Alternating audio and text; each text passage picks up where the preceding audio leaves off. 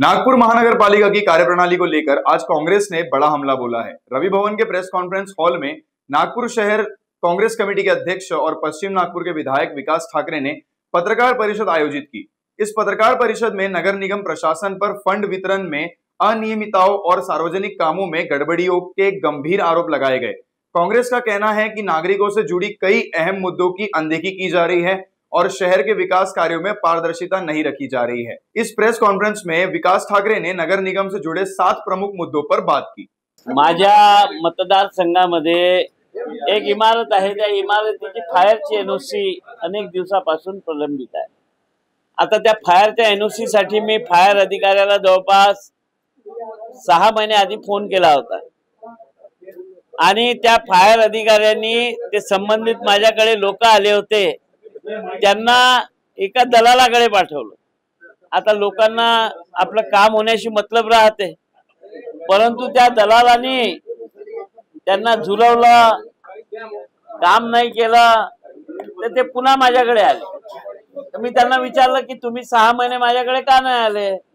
तर त्यांनी सांगितलं साहेब तुम्ही फोन केल्यानंतर आम्ही या दलालाच्या मार्फत प्रयत्न केले, परंतु अजून तिथे पुढे सरकलं नाही। तर मग मला माहिती करायचं तर हा दलाल कोण आहे, म्हणून मी याला एका कार्यकर्त्याला फोन लावायला सांगितलं आणि की असेच आमचं काम करायचं आहे। तर त्यावर त्यांनी संभाषण दिलं की नागपुरातल्या सगळ्या मोठ्या लोकांचे एडीटीपी फायरचे काम मीच करून देतो आणि हे काम मी तुमचं करून देईल आणि कुठलंही अडचणीचं काम असलं न होणारं ते सुद्धा मी करून देतो।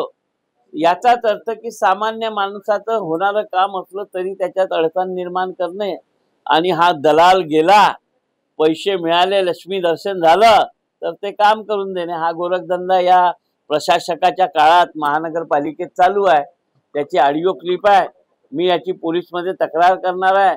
पोलिसांनी त्या दलालाला पकडावं आणि पकडल्यानंतर कोणकोणत्या लोकांचे त्यांनी कामं केले, कोणकोणत्या अधिकाऱ्यांच्या मार्फत केले याची लिस्ट जारी करावी। कारण की याच्या आधी 2002 मध्ये असाच एक टॅक्सचा घोटाळा पकडला होता आणि तत्कालीन आयुक्त टी चंद्रशेखर यांनी 12 लोकांना एका रात्रीत सस्पेंड केलं होतं।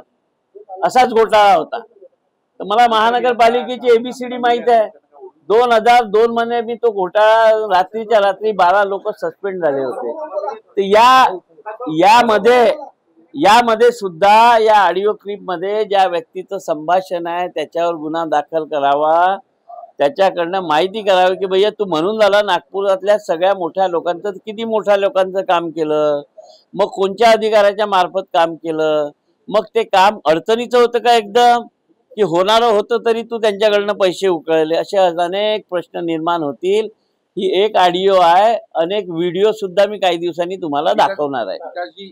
या ऑडिओ मध्ये एक नावाचा उल्लेख येतो आहे आणि कोणत्या विभागात हे काम करण्याकरता ही संपूर्ण चर्चा सुरू होती? हे तो सांगतोय ना, तुम्ही ऐकलं ना, तो सांगतो टाउन प्लॅनिंग आणि फायर विभाग हे सगळं मीच करतो, मला कॉन्ट्रॅक्ट देऊन द्या, मीच सगळं करून देतो घुमून फिरून। तर मग मला असं वाटतं की जर या इतक्या सगळ्या घटना घडत असतील आणि प्रशासकाला माहीत नसेल म्हणजे त्या प्रशासकाचं नियंत्रण नाही आहे।